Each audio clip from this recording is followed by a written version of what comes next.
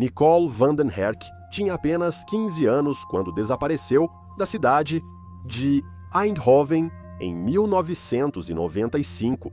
Por 15 anos, o caso ficou parado até que seu meio-irmão de repente confessou o assassinato, levando à sua prisão. Mas esse jovem não estava por trás do crime. Na verdade, tudo não passava de uma estratégia para fazer o caso avançar e exumar o corpo de Nicole para análise de DNA, o que finalmente levou à identidade do verdadeiro culpado.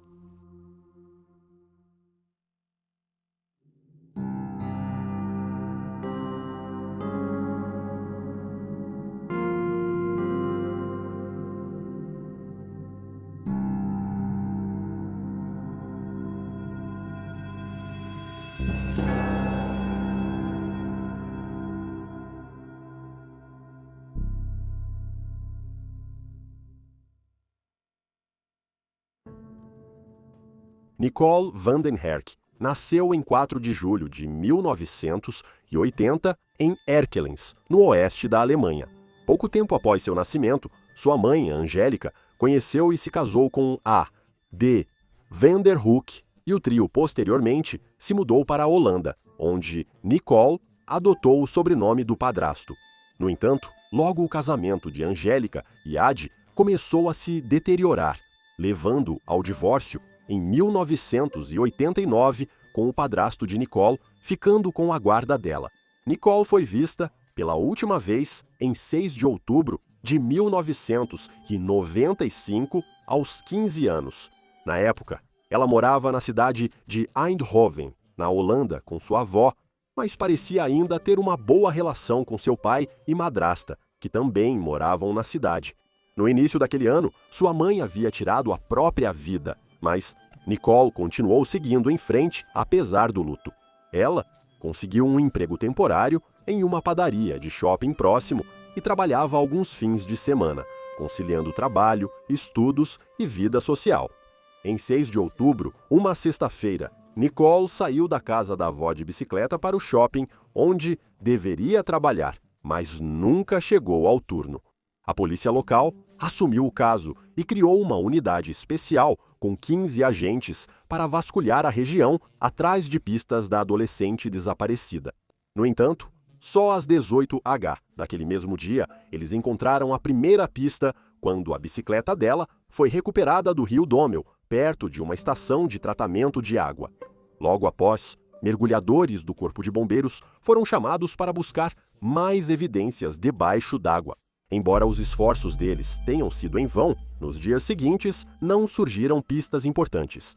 A equipe policial, recém-formada, começou as entrevistas, analisando detalhadamente os movimentos de Nicole nas últimas semanas. Enquanto coletavam informações com a família e amigos próximos dela, eles procuraram persistentemente por um possível motivo em seu histórico, mas no final não encontraram nada útil. A polícia observou que, embora não houvesse evidências de um crime, eles não descartaram a possibilidade de que a adolescente tivesse sido vítima de algum ato criminoso. Em 9 de outubro, 3 dias após seu último avistamento, a cidade entrou em tumulto. A polícia começou a participar das buscas, depois que 5 mineiros foram detidos e mantidos na delegacia de Eindhoven sob suspeita de violência pública. Especulou-se que esses jovens estavam ligados ao ocorrido com Nicole, pois já causavam confusão entre ciclistas e pedestres. No Wijsenpad, uma rota de ciclismo que atravessa parte da cidade e na mesma área onde Nicole foi vista pela última vez. Além disso, as suspeitas da polícia aumentaram porque alguns dos adolescentes detidos conheciam a jovem de 15 anos, já que frequentavam a mesma escola. Para investigar essa pista a fundo, a tropa de choque reuniu um pelotão de 45 membros para buscar pistas em uma área arborizada ao redor da cidade, conhecida como Floresta Eckhart. Fica atrás da estação de tratamento, próxima ao local onde acharam a bicicleta de Nicole.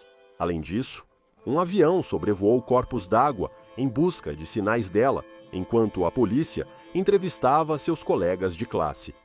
Nos dias seguintes, a polícia recebeu 15 novas pistas e, imediatamente, começou a investigar cada uma delas. Os policiais vasculharam os esgotos próximos ao rio Dommel em busca de evidências. Segundo relatos, essas áreas foram vasculhadas após uma dica recebida por Adi van den Herk e sua esposa, Yolanda, de uma vidente que consultaram. Embora vários outros médiums tenham procurado os investigadores, nada de útil surgiu das pistas deles. 11 dias após o desaparecimento de Nicole, em 17 de outubro, a polícia fez uma busca final ao longo do rio Dommel, onde concluiu que era improvável que ela estivesse na água. No dia seguinte, a polícia recebeu uma intrigante dica anônima, enviada por carta. O autor afirmou que um carro suspeito havia sido visto perto de Vassvampad na manhã do desaparecimento de Nicole e forneceu um número de placa. Embora inicialmente parecesse promissora, não está claro o que aconteceu com essa pista, pois parece que acabou sendo descartada. No dia 19 de outubro, a mochila de Nicole foi encontrada à beira da estrada, perto do canal de Eindhoven. Na época, os investigadores foram à Alemanha conversar com parentes da mãe dela. No dia seguinte, uma nova busca começou no lado sul do canal e envolveu cães farejadores especializados em detectar restos humanos na água, além de policiais que faziam buscas a pé. Apesar das pistas recentes, a investigação continuava a avançar a passos de tartaruga. As autoridades notaram poucas novas pistas após a mochila do adolescente ser encontrada. Após 24 de outubro, um programa de televisão mostrou sua história e incentivou testemunhas, gerando uma enxurrada de informações. A polícia ficou satisfeita com os resultados do programa, pois cerca de metade das 80 novas pistas recebidas mereciam investigação. Mas na primeira semana de novembro, o caso mudou drasticamente de rumo quando os investigadores começaram a teorizar que a jovem de 15 anos não havia sido vítima de um agressor violento, mas sim que ela havia fugido de casa. As suspeitas surgiram pela falta de provas de crime, levando as autoridades a reentrevistar várias pessoas próximas a ela. Depois, sugeriram que Nicole estava na Alemanha após denúncia, no fim de outubro, de um homem que disse ter visto uma garota parecida com ela, no dia 6 de outubro, quando ela desapareceu em um posto de gasolina, em Venlo, cidade holandesa, próxima à fronteira com a Alemanha. Notavelmente, o pai de Nicole discordou dessa nova teoria da polícia, enquanto sua avó alemã compartilhou a crença de que eles estavam no caminho certo, afirmando que está em algum lugar por vontade própria, onde está feliz. Tudo mudou de novo em 22 de novembro, quando os piores temores da família foram confirmados. O corpo de uma adolescente foi encontrado por um excursionista entre as vilas de Lierop e Mierlo, na Holanda, e os restos mortais foram identificados como sendo de Nicole. A autópsia mostrou que ela tinha vários ferimentos graves, como 2 fraturas na mandíbula e lesões na cabeça e dedos. Ela foi estuprada e morreu devido a uma facada fatal nas costelas. O funeral de Nicole ocorreu em 28 de novembro de 1995, com cerca de 1.000 pessoas presentes. Em janeiro de 1996, a equipe de investigação foi drasticamente reduzida, restando apenas 4 pessoas para continuar examinando novas pistas e dicas de civis. No mês seguinte, o caso ganhou destaque na mídia após a polícia de Miami, Flórida, deter uma adolescente de Eindhoven por tráfico de drogas. Durante a entrevista, ela disse saber quem matou Nicole e que foi forçada a traficar drogas por uma gangue de Eindhoven envolvida no crime. Apesar do pai de Nicole afirmar conhecer a garota e acreditar em sua história, a polícia não tinha tanta certeza e declarou abertamente no final de março que não conseguiu encontrar nenhuma evidência para corroborar o depoimento dela e que a versão dos fatos apresentada por ela não parecia fazer sentido. O caso teve mais uma reviravolta surpreendente em 22 de maio, quando o meio-irmão de Nicole, Andy van den Hoek, foi preso sob suspeita de envolvimento no assassinato de sua meia-irmã. Ele foi detido e interrogado por 5 dias, mas acabou sendo liberado, pois não havia nenhuma evidência contra ele e, posteriormente, foi descartado como suspeito. Em vez disso, os investigadores voltaram sua atenção para o pai dos irmãos, A.D., que foi preso em 7 de junho. Assim como o filho, Ele ficou preso 6 dias antes de ser solto e afastado da investigação nos anos seguintes. A. D. disse que, no início, apesar das acusações colarem nele como piche, tentou tirar o melhor da situação e afirmou aos repórteres que tudo se tornou um frenesi da mídia. Na época, só pensei, sou mais famoso que o holandês comum. Vou usar isso para mostrar que a cama do meu filho não foi usada. Talvez alguém a reconhecesse na rua. Em uma entrevista em 2005, porém, AD criticou duramente a polícia e suas habilidades de investigação deficientes pelo fato de o assassinato de Nicole ainda não ter sido solucionado. Ele comentou sentir-se amargurado pelas acusações de que ele e sua família escondiam algo. Ele disse ao jornal Eindhoven Daily: "É totalmente culpa deles não terem resolvido. Colocaram um contador para buscar pistas. Entrei na floresta à noite com uma lanterna e dei várias informações. A polícia só focou em mim e na minha família. É por isso que quem fez isso pôde simplesmente rir e apagar todos os rastros." Andy, o meio-irmão de Nicole, não se sente tão ofendido pelas acusações da polícia contra ele. Ele recordou que tinha más companhias, bebia muito e não cooperava com os investigadores quando sua irmã sumiu. Não surpreendeu que as autoridades desconfiassem dele. Ele tinha 21 anos quando foi preso, em 1996. Anos depois, ele mudou de vida. Em 2005, já estava morando e trabalhando na Inglaterra.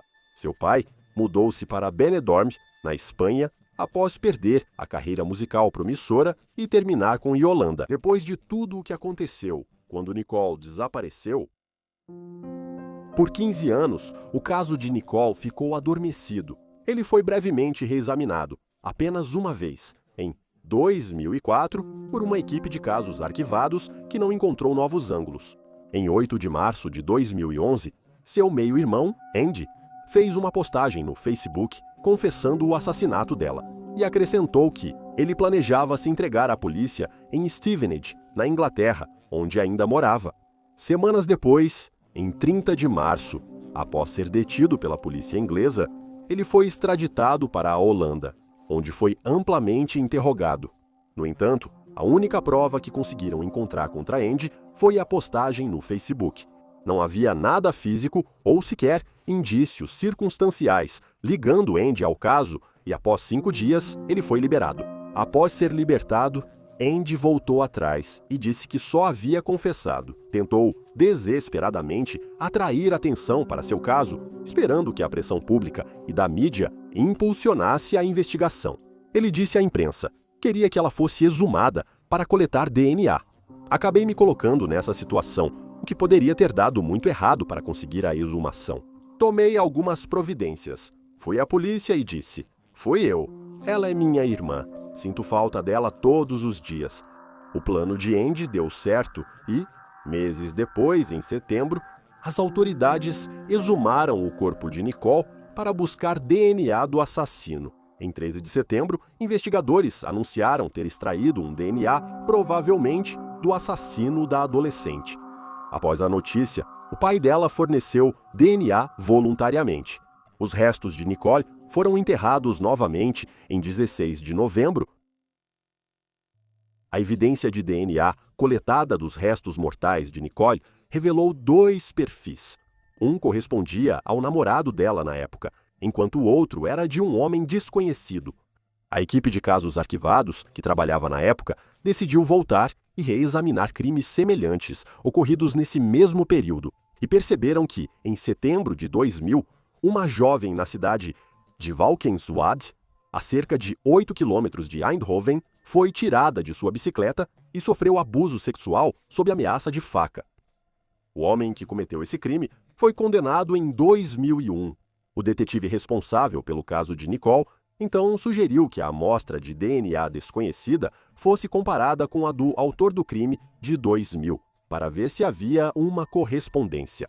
Em 14 de janeiro de 2014, um homem de 46 anos foi preso depois que seu DNA coincidiu tanto com o material biológico quanto com o cabelo não identificado encontrado no corpo de Nicole.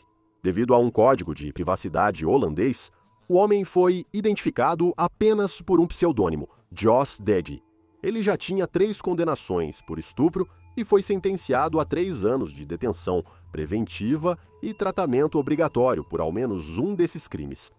Enquanto essa evidência de DNA foi a principal prova da acusação ao denunciar DEG, os advogados de defesa destacaram que o corpo de Nicole ficou exposto às intempéries por 7 semanas antes de ser encontrado. Isso indicava alto risco de degradação e contaminação. A preservação de evidências de DNA nos anos 1990 era mais primitiva e a análise em 2010 ainda não era tão avançada quanto hoje.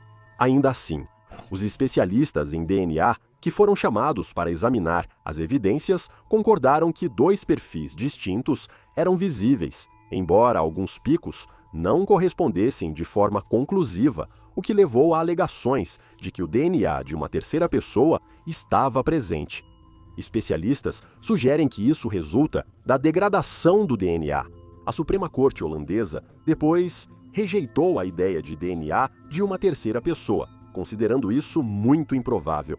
Com base na investigação policial e na perícia forense, concluiu-se que, independentemente desse debate, o DNA de Deji estava presente no corpo, e suas condenações anteriores faziam dele um forte suspeito de ser o assassino de Nicole.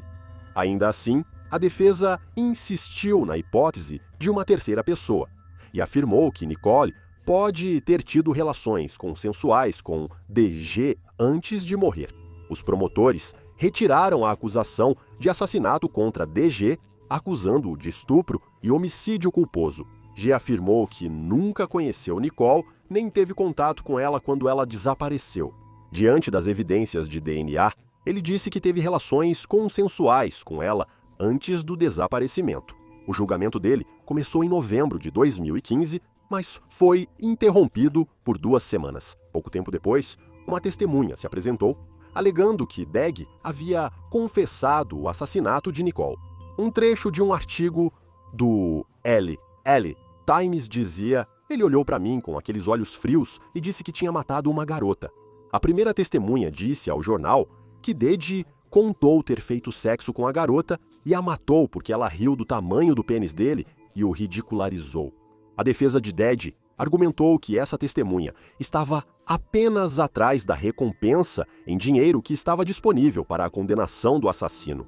O processo judicial continuou se arrastando e, em 2016, o DNA foi reexaminado mais uma vez por peritos forenses. Em abril daquele ano, o tribunal ouviu que era 228 milhões de vezes mais provável do que improvável que o DNA de Deji fosse uma das amostras encontradas no corpo de Nicole. Só em outubro de 2016, o julgamento finalmente chegou ao fim. A promotoria pediu 14 anos de prisão para Deji. Notaram que não acreditavam que ele e Nicole tivessem relações consensuais, pois ela estava em um relacionamento sério e com agenda cheia, sem espaço para outros interesses românticos. Em 21 de novembro, Deji foi condenado pelo estupro de Nicole, mas absolvido do homicídio culposo, devido à crença de que uma terceira pessoa poderia estar envolvida. Por causa das evidências de DNA, DG foi condenado a 5 anos de prisão. Ele teria recebido uma sentença mais curta, porque foi considerado legalmente insano e estava internado em um hospital psiquiátrico na época de sua prisão pelo assassinato de Nicole. Apesar do veredito inicial decepcionante, a promotoria logo recorreu da absolvição por homicídio culposo. A apelação iniciou em 28 de agosto de 2018 e, em outubro, a absolvição foi anulada. Joss Deg foi condenado a 12 anos de prisão pelo estupro e homicídio culposo de Nicole. A sentença foi mantida pela Suprema Corte em 2020. E aí estão os fatos. Por favor, deixe um comentário abaixo com suas próprias opiniões e reações e lembre-se de curtir este vídeo e se inscrever para apoiar o canal. Obrigado por assistir. Fique atento, fique seguro e até a próxima.